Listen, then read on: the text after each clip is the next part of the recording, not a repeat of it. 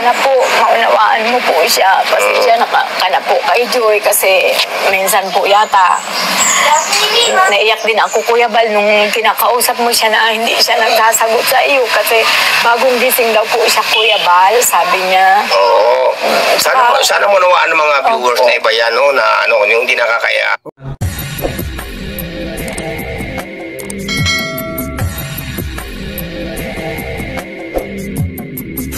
Alright, what's up mga tangay? Welcome back. This is my YouTube channel, Katangay PLC. Isang mapagpalang araw mga tangay. Good morning, good afternoon, at good evening. Alright mga tangay, mag-reaction tayo for today dito sa YouTube channel ni Andy Kayakap Vlogs. Siya nga yung naka-scout kay Diwata Joy, sa pamilya ni Diwata Joy dito mga tangay. May update din si Andy Kayakap Vlogs dito sa 2 days ago, bago nakawi sila Joy at sila Kuya Bal, ang Team Kalingap galing Hong Kong.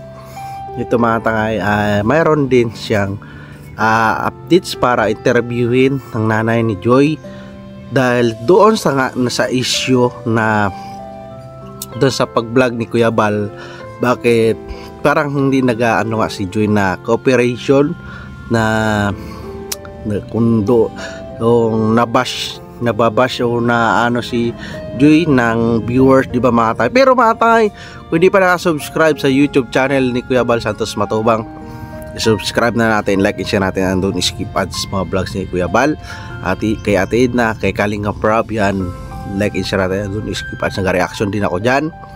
Yan sa update kay Joy at kay Share Ka Business Official ninong ni Kalingap Rob, kay Share Ka Business. Di pa nakasubscribe, mag-like and share, and don't skip ads. Kay Papa Dins TV, di pa nakasubscribe, naka-reaction din ako dyan, subscribe na natin. At sa Ka-Business Family, second channel nila. At sa mga kagwangs, kay Ate Roda, yan, naka-reaction din ako dyan mga tangay, like and share natin, and don't skip ads. Alright, at iba pa pang charity vlogger. At alright mga tangay, magbalik tayo dito sa kay Andy Kayakap Vlogs. May updates nga dito, in-interview niya rin si nanay ni Joy, at dito mga tangay ay nagpaglilinaw rin kung anong reaction ko doon sa vlogs kay sa chicken channel ni Kalingap Rob. Dito rin ay kanon rin yung paliwanag niya dahil nga sabi niya daw, nagpaliwanag, tinanong niya si Joy, ang anak niya, na so ganun ang attitude niya o nagawa ni Joy dahil pagod, bagong gising, ganoon din senaryo. So kailangan din natin talaga unawain si Joy. Siyempre tao lang si Joy at nare-respeto ni Joy sila Kuya Bal at na medyo ano lang, na parang nalimpungatan o kagising lang yun nga daw. So marami comment na ayaw niya kay Kuya David. So dito pinaliwanag ng nanay ni Joy din na so hindi nakapokus si Joy sa lalaki dahil ang pinupukusan ni Joy yung kanyang pag-aaral. So nandoon na mga tayo, diba? So sana nga, sabi may nabasa rin ako sa comment section na sana si Kuya Bal, founder ng Kalingap, sana nakisama na lang si Joy, diba? Nakisama siyempre sa Kalingap series para sa so yun sana kung naisip ni Joy, hindi na sana na nagkaroon ng issue, diba? So wala doon na nangyari na, diba mga tangay? So dito nagpaliwanag nanay ni Joy, so nagpaliwanag si Joy sa nanay ni Joy na ganun nga ang senaryo. At dito rin pag-interview ni Andy Kayakap sa channel niya ay isa lang din ang sagot na ganun pa rin ang respeto nila kay Kuya Bal at ina Kalingap Rob, kay Kalingap Rob. So naghingi ng pasensya ang nanay ni Joy sa kay Kuya Bal at ina Kalingap Rob kung ganun, kung yun ang attitude ni Joy sa kanila, diba mga tayo sa vlogs, diba? Tinanong nga siya ng nanay niya, bakit ganun yung doon sa vlogs, bakit di ka na mamansin? So advisean, pinayuhan yan, kailangan ni Joy advisean dahil talagang siguro pagod na rin, diba mga tayo? Kasi nasa camera makikita ng viewers parang walang pakialam talaga si Joy doon sa vlogs, diba? Na kinakausap siya ni Kuya Bal, diyan na reaksyonan ko rin yun. So dapat nakisama na lang talaga. So So wala na, nangyari na. So dito mga tangay, panoorin natin ang vlogs na to. Samahan nyo ko yung pag-interview ni Andy Kayakap vlog sa nanay ni Joy. Tara mga tangay. Ay, nabutan mo ako, Kuya Andy. Bakit? Paalis ako, mga malingki ako. Ha? Mga malingki ako, Kuya So Andy. dito mga time, buti naabutan ni Andy Kayakap vlogs dahil mamamalingki daw siya. So dito siguro dahil mag-grocery sa tindahan niya, sa negosyo nila, di ba mga tangay. So dito mga tangay, welcome naman sila Andy Kayakap. Talagang magaganda naman at respeto naman yung sila nanay ni Joy sa mga naging sila bahagi ng buhay nila, di ba? Tuloy natin. Ay, okay lang, Kuya Andy. Okay naman. Walang problema. Wala man pong problema, Kuya Andy. Ayan, basta ang maganda po nanay. Basta ang maganda, laging okay. Ay, opo. Yan po mga kalingap no, sa ating mga Hello, nagtatanong Ninang po. Sir Banya. Yan. Sa mga nagtatanong po sa atin kung ano na pong update ka na nanay o Joy Diwata, ay ito na po ang ating update. At ako dumaan nga po ngayon mga kalingap at ako po may pinuntahan. No? Nay, nasa si Joy, Nay? Nasa daet pa, Kuya Andy. Oh, napasok. Opo. Ayan, Ay, no. si Boss. Ay, yung pinsan ko. Ayan po mga kalingap. Nasa daet pa, Kuya Andy. Hindi siya. Alright, ito mga tayo, nasa diet daw si Joy. So, pakibisita nila sa YouTube channel ni Andy Kayakap Vlog. So, dito mga tayo, forward natin sa pinakaano talaga topic. Vlogs na Andy. para daw kakaunti na laman ng tindahan. Ah. Ito po, no, mga kalingap, mga kababayan. Ito po, pakikita ko po sa inyo. Marami pong laman pa ang tindahan nila. Marami nag-update ngayon sa tindahan. So, ito mga tayo pinaliwanag ay tuwing lingguhan pala anong nanay ni Joy. So inuubos para hindi sayang ma-expire yung mga tinda, di ba mga tangan.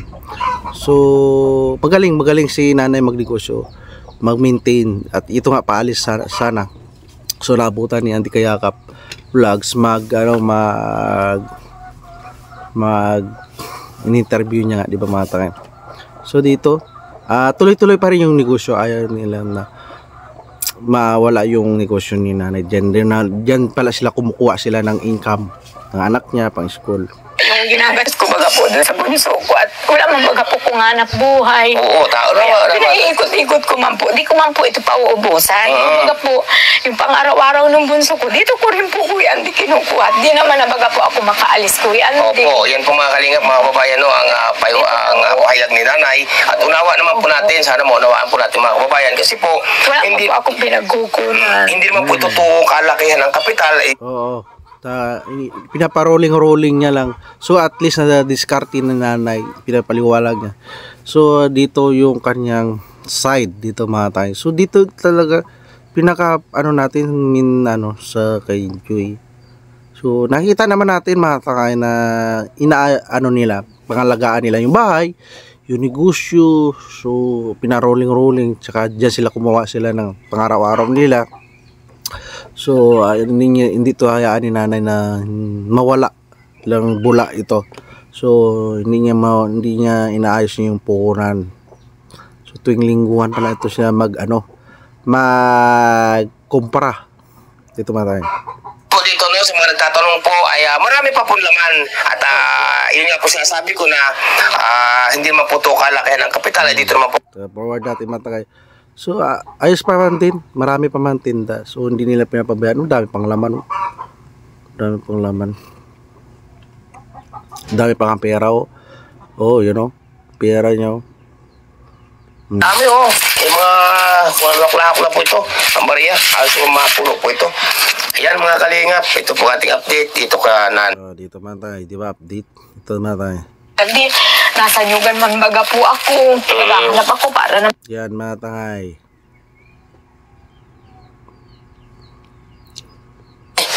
Ayan, grabe.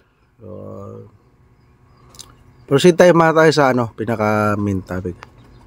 Joy, galing ko. wala pa na po kasi yung payong balang papel. Ito tama tayo.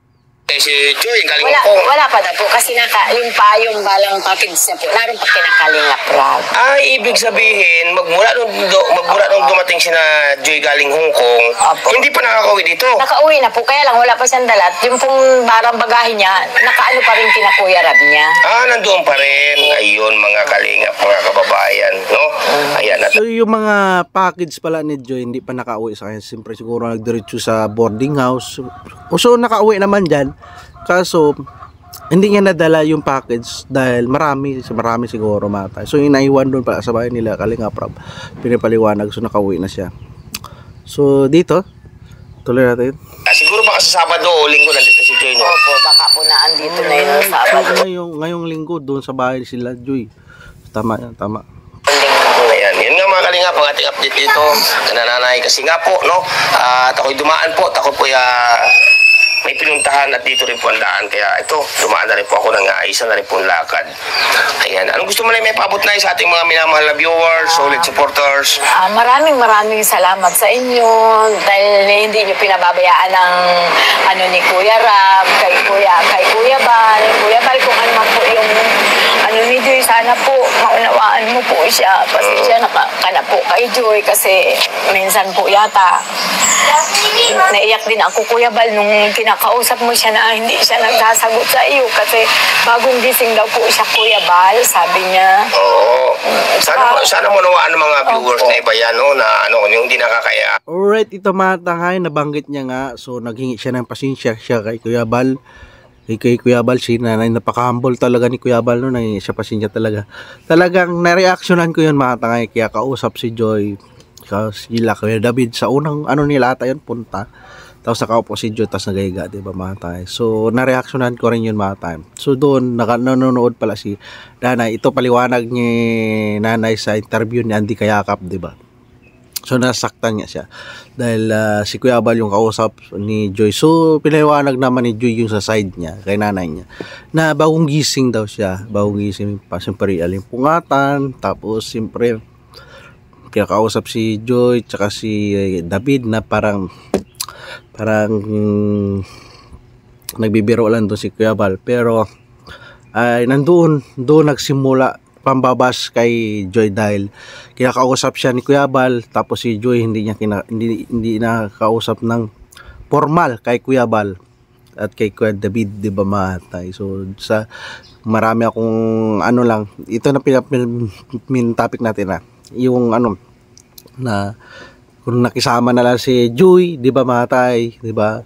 Pag sa bayan na lang, so siguro nahiya siguro si Joy sa kay Kuya Bal at kay Atid na siguro first time sila nagsama na pupunta ng Hong Kong at dito matagal sila nag banding, di ba mga so nanibago siguro si Joy at paniliwanag ni Joy na na bagong gising nga, so hindi siguro sanay si Joy na yung pagbiruan sa ganon usapang sa kanya tsaka sa lalaki, di ba mga so doon na interpret ng viewers na hindi nakikisama si Joy kay Kuya Bal dahil iba talaga, dahil dapat talaga daw magkasama sa founder ng Kalingap. So doon nagsimula ang issue kay Joy na nagkaroon siya ng basher, di ba?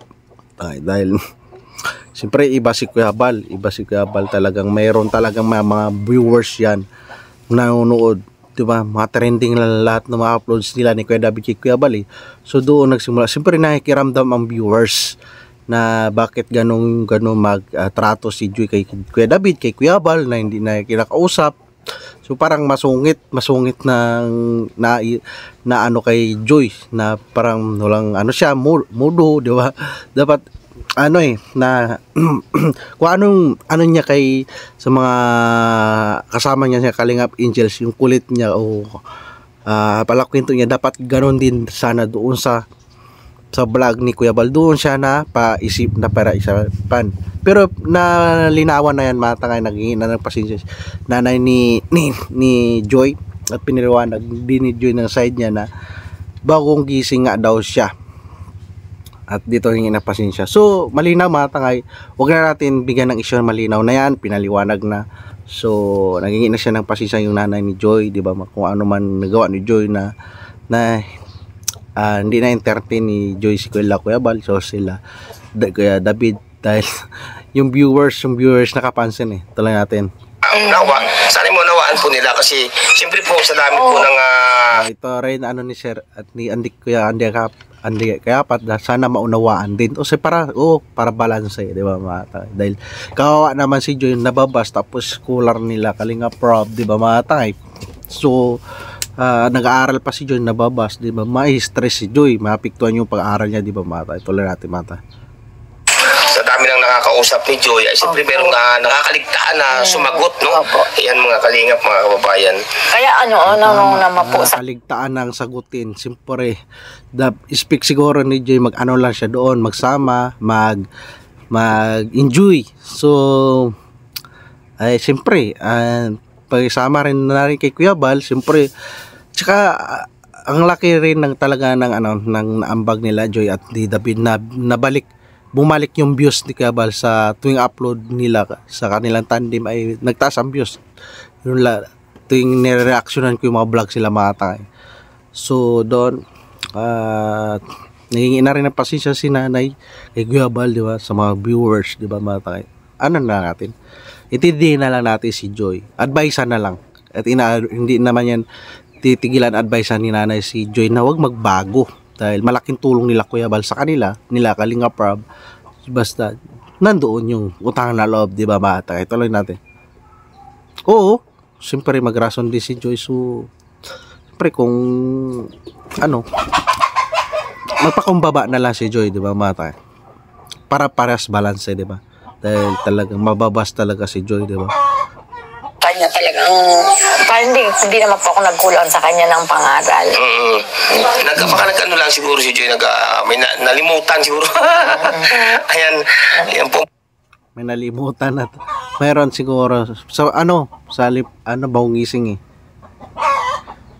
Yan po mga kalingap ang pahayag ni nanay, no, sa ating pagdaan Saka dito. yung pong ginagawang baga siya ng issue. Ano na yung may papayo mo kasi ngayon, nay, na merong ibig sabihin pailan-ilan lang naman na ikangaya na namumuna kay Joy. Anong may papayo mo sa ating mga kababayan at may papayo mo rin kay Joy?